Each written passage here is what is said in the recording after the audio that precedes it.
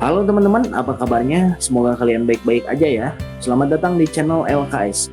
Di video kali ini saya akan menceritakan alur cerita sebuah film dengan genre pemersatu bangsa. Filmnya dari Korea sana ya. Judulnya Pitsadar yang pertama, dirilis pada tahun 2020. Seperti apa alur mantap-mantapnya? Maksud saya alur ceritanya. Sok atuh mangalalajuan Rusia.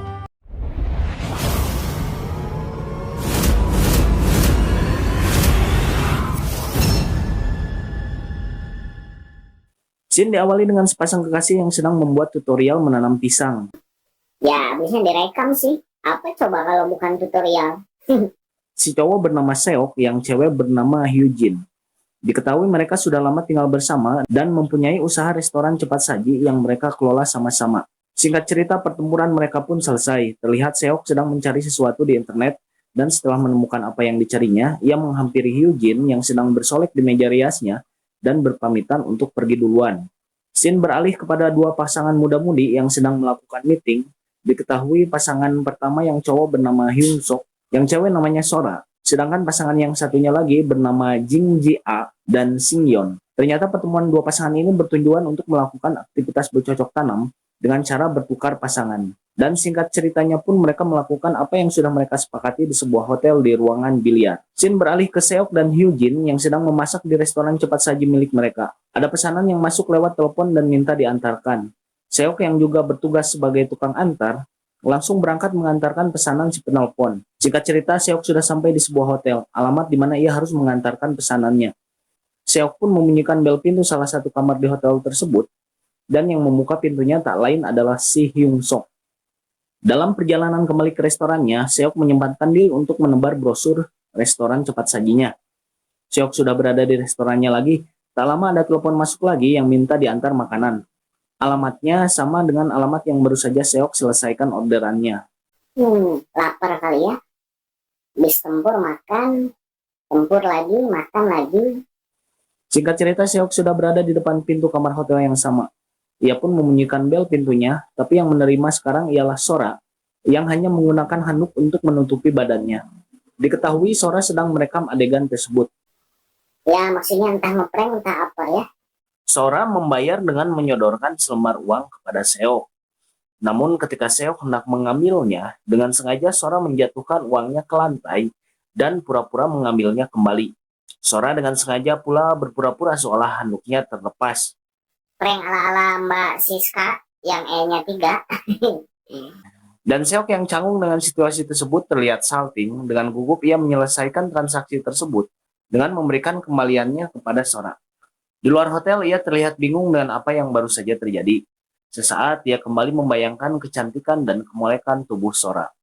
Jin beralih ke Seok yang berada di restorannya sedang membayangkan kembali kejadian saat ia mengantarkan makanan kepada Sora. Namun tak lama datang Hyujin yang mengagetkannya dan lamunannya pun buyar. Diketahui Hyujin mengajak Seok untuk menutup restorannya karena hari sudah menjelang malam. Dan Shin pun beralih ke Seok dan Hyujin yang sedang melakukan rutinitasnya sebagai pasangan kekasih. Namun untuk kali ini Seok membayangkan di pikirannya bahwa lawan mainnya adalah perempuan lain, yang tak lain adalah Sora. Karena keasikan dengan fantasinya, Seok dengan tidak sengaja salah memarkirkan kendaraannya. Dan Hyujin yang kesakitan menyudahi sesi bercocok tanam untuk malam ini dan dengan kesal pergi tidur duluan. Seok hanya bisa terdiam merasakan kentangnya malam ini. Shin kembali beralih ke Seok yang sedang beres-beres di restorannya. Kegiatannya teralihkan oleh telepon yang berdering. Ketika Seok mengangkatnya, ternyata yang menelpon tak lain adalah Mbak Sora yang memesan makanan kembali. Tanpa pikir panjang, Seok dengan semangatnya pergi ke tempat Sora. Singkat cerita, Seok sudah berada di depan pintu kamar Sora. Kali ini terlihat ia sedikit grogi membunyikan bel pintunya. Tak lama pintu kamar pun terbuka. Kali ini Seok disuguhi pemandangan yang tidak kalah luar biasa dari sebelumnya. Kali ini Mbak Sora yang hanya mengenakan dalamannya aja, menggoda Seok dengan menempatkan uang untuk bayar makanannya di suatu tempat yang membuat Seok salah tingkah untuk mengambilnya. Seok memberanikan diri mengambil uang tersebut, namun karena gugup, Seok pun langsung balik kanan dan menutup pintu kamar Sora. Dan sambil berlalu pergi, Seok sedikit mencium aroma dari uang pembayaran dari Sora. Di dalam kamar terlihat dengan puasnya Sora tersenyum kecil karena berhasil kembali mengerjai si tukang delivery. Shin beralih ke Seok yang sedang membaca buku. digoda oleh Hyujin yang meminta jatah hariannya. Dan terlihat mereka membicarakan suatu hal. Saya nggak tahu apa ya, karena dapat film ini nggak ada subtitlenya sih. Intinya mah mereka berdebat tentang suatu hal lah. Dan Seok memberi pengertian tentang suatu hal juga kepada Hyujin. Besokan paginya di restoran, Seok kembali larut dalam lamunannya tentang Sora. Lagi-lagi Hyujin mengagetkannya. Hyujin menyodorkan pesanan yang harus Seok antar. Yang memesan tak lain pelanggan harian mereka, si Mbak Sora. Singkat cerita, Seok sudah berada di depan pintu kamarnya Sora. Seok membunyikan bel. Seketika pintu kamar terbuka. Dan ada tangan yang keluar dari celah pintu yang terbuka sedikit. Meraih pesanan dari tangan Seok dan kembali menutup pintu kamar dengan cepat. Seok yang kaget dan kebingungan berlalu pergi. Padahal belum dibayar ya. Main pergi-pergi aja. Namun langkahnya dihentikan Sora yang keluar dari kamar dan memanggilnya. Ketika menoleh, Seok kembali diberi penyegaran mata oleh Sora. Dan lagi-lagi Seok diberi tantangan untuk mengambil uang pembayarannya. Kali ini tempatnya lebih ekstrim dari sebelumnya. Dalam perjalanan ke parkiran, Seok berulang kali menciumi aroma dari uang pembayaran yang dikasih Sora. Mungkin uangnya baru ya dari bank. Kan kalau uang baru suka khas kan ya baunya. Scene beralih ke kediaman Seok dan Hyujin. Seok terlihat sedang berada di dalam kamar mandi bersama Hyujin. Lagi nyuciin kakinya Hyujin, bukan mandi bareng. Hyujin memperhatikan perubahan atas sikap Seok dan memberanikan diri menanyakannya ke Seok. Namun tidak mendapat jawaban apa-apa dari Seok. Keesokan paginya di restoran, telepon berdering seperti biasanya. Hyujin yang akan mengangkatnya didahului oleh Seok yang seperti sudah tahu dari siapa telepon tersebut. Seok dengan sigap menyiapkan pesanan penelepon tersebut dan langsung cabut menuju alamat si pemesan. Singkat cerita, Seok sudah di tempat biasa. Ia membunyikan bel berulang-ulang, namun tidak ada jawaban. Seok pun memberanikan diri untuk masuk karena pintunya tidak terkunci. Di dalam kamar, ia mendengarkan suara-suara aneh dan memutuskan untuk mencari sumber suara tersebut. Namun ketika menemukan asal suara tersebut, bukan main kagetnya Seok. Namun karena udah tanggung, ia pun menyimpan makanan pesanan si Mbak Sora di lantai dan membawa uang pembayarannya, lalu berlalu pergi. Terlihat tidak sedikit pun Sora dan Hyung Sok yang di tengah rutinitas hariannya terganggu oleh kehadiran Seok. Scene beralih ke kediaman Seok dan Hyujin. Terlihat Hyujin yang lagi maskeran naik ke tempat tidur. Dan Seok yang sedang rebahan tiba-tiba bangkit dan berbicara sesuatu dengan Hyujin. Dengan nada yang kesal. Entah kesal kenapa, mungkin kesal lihat Sora si pujaan hatinya lagi bercocok tanam ya sama orang lain gitu. Bahasa orang sininya memurang maring lah. Di pagi harinya terlihat Seok di restoran yang sedang melamunkan apa yang ia lihat di kemarin hari. Tergambar sedikit kekesalan di raut wajahnya. Lewat scene ini kita bisa tahu kalau Seok sangat merindukan Sora. Seok menanti-nanti telepon dari Sora dengan gelisah. Pucuk dicinta ulam pun tiba. Telepon pun berdering dengan sigap Seok mengangkatnya. Lalu menyiapkan pesanan seperti biasanya. Singkat cerita, Seok sudah di tempat biasa. Ia membunyikan bel, pintu pun terbuka. Namun tak nampak siapa yang membukakan pintu. Seok perlahan memasuki kamar tersebut. Di dalam kamar ternyata sudah ada Hyujin yang sudah duluan tiba di sana. Terlihat Hyujin sudah lebih duluan mengakrabkan diri dengan Sora. Tanpa membuang waktu, Seok langsung bergabung dengan Hyujin dan Sora. Sang idaman hati bersama kekasihnya di suatu tempat. Alangkah bahagianya Seok. Seok pun terlihat sangat menikmati momen terbaik dalam hidupnya ini. Di tengah-tengah pertempuran tersebut, Sora tiba-tiba menampar wajah Seok. Dan Seok pun terbangun dari mimpinya. Ternyata mimpi. Alangkah malangnya Seok, ternyata itu semua hanya mimpi. Di pagi hari terlihat Seok yang sedang berbincang di kamar dengan Hyujin. Kali ini obrolan mereka lebih hangat dari sebelumnya. Diketahui Seok mengajak Hyujin kekasihnya ini untuk pergi makan malam di luar. Terlihat Hyujin sangat senang dengan Seok yang tiba-tiba kembali mesra. Mereka berdua pun berangkat untuk membuka restoran. Tak berselang lama setelah berada di restoran, terlihat Hyujin pamit pergi untuk bersiap duluan untuk acara dinernya bersama Seok.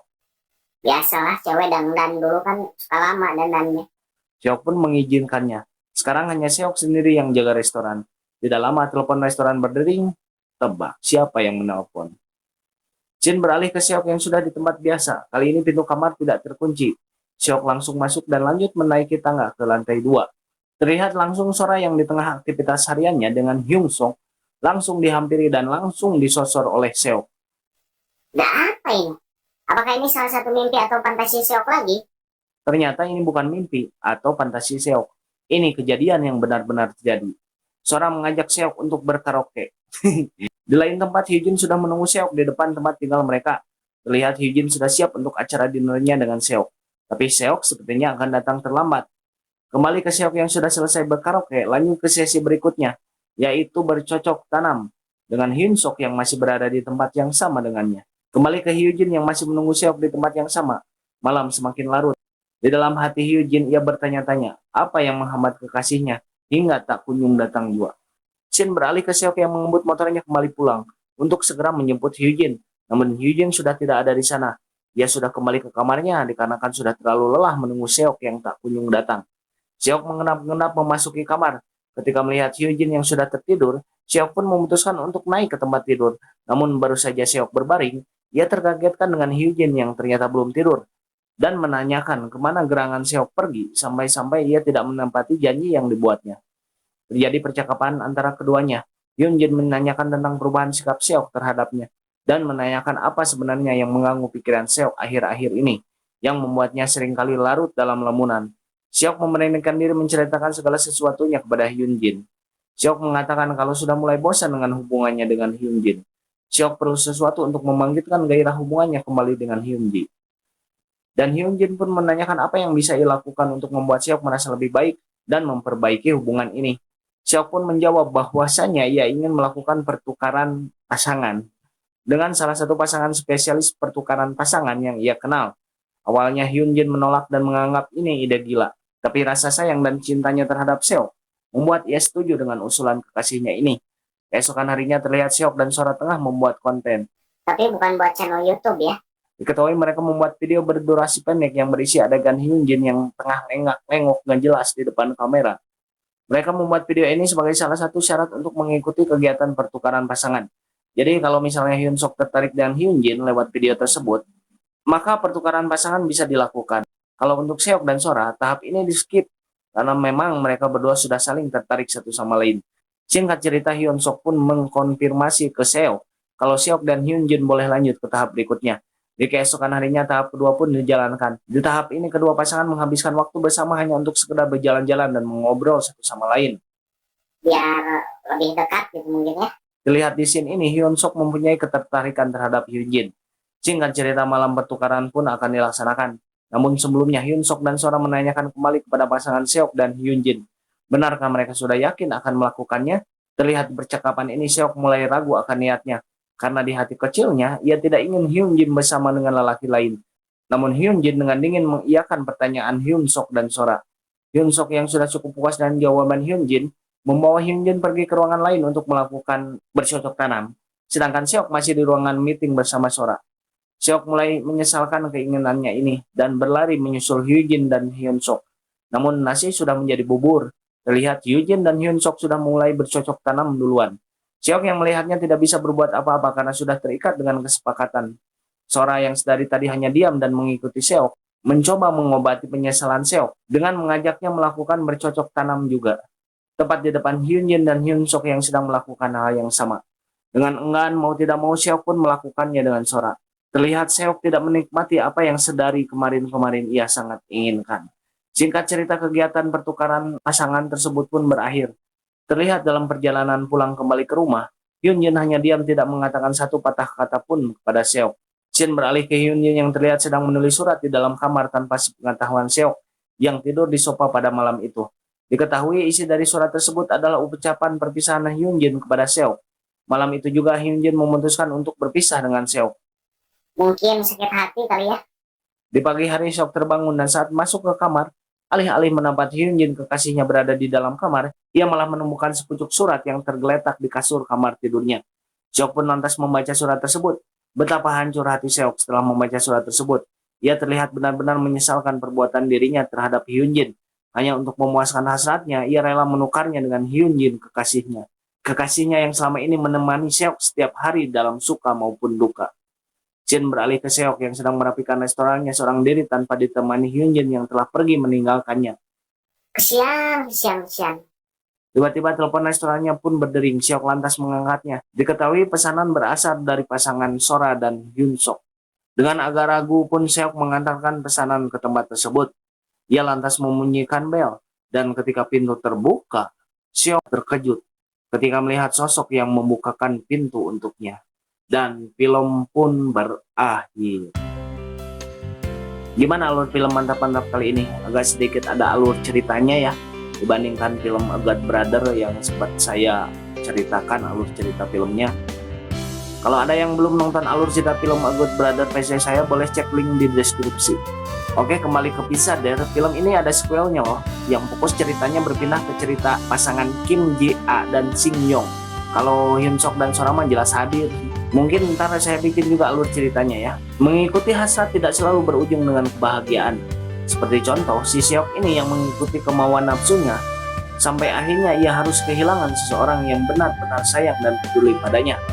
Sekian video untuk kali ini, sudah saatnya channel LKS pamit undur diri. Bye-bye.